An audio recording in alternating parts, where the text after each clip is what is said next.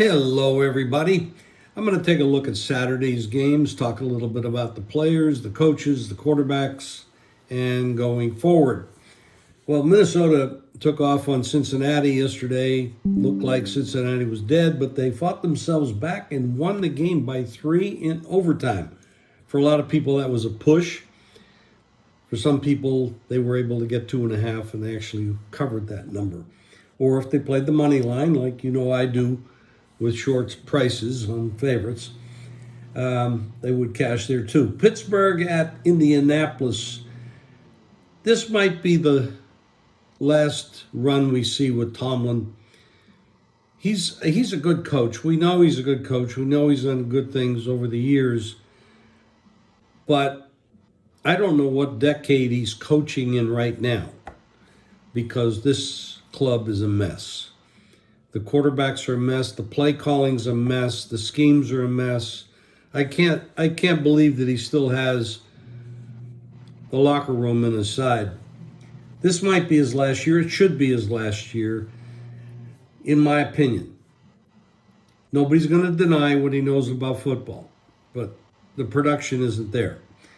Then you have Denver and Detroit, and Detroit had been flagging it a little bit lately, and they came back with a big effort yesterday against Denver. Denver's third straight road game, tough spot for them.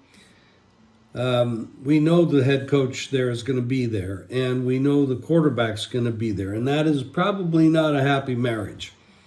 At least that doesn't look that way. Russell Wilson, to me, and believe me when I say this, it hurts me to say this, because I always thought Russell Wilson was one of the best. When he was in Seattle and cooking, he was incredible. But his last year there was bad, and these last 2 years at Denver have been bad as well. And it seems to me like he's fallen off the cliff, and his career is done, and they overpaid for him, and they really got stuck with a bad contract, like Cleveland did with Deshaun Watson. So that's your Saturday games. Now, we go on to Sunday, talk a little bit about what's happened on Sunday. It's some interesting stuff going on here, guys.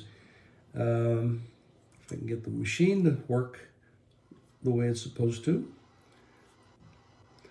Okay, well, I'm not going to talk too much about the Falcons and Panthers. These are teams that shouldn't be around. The Buccaneers, I'm going to give credit to these quarterbacks.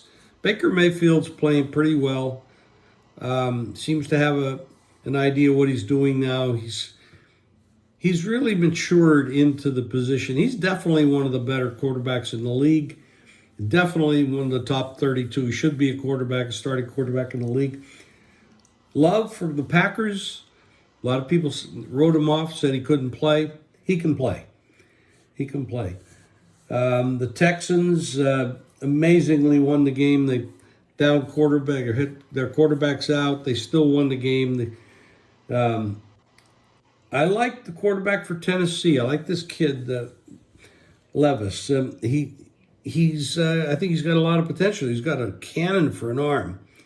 And of course, we go to the Jets.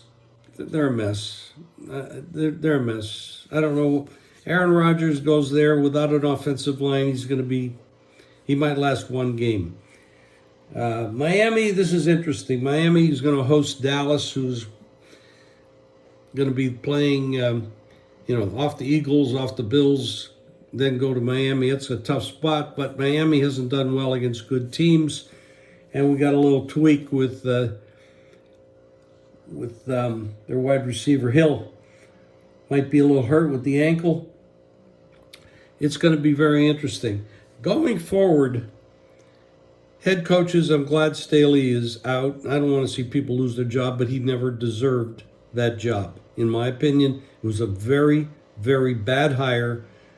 They went the cheap route. They got what they deserved. Now, he's ruining a lot of good talent down there.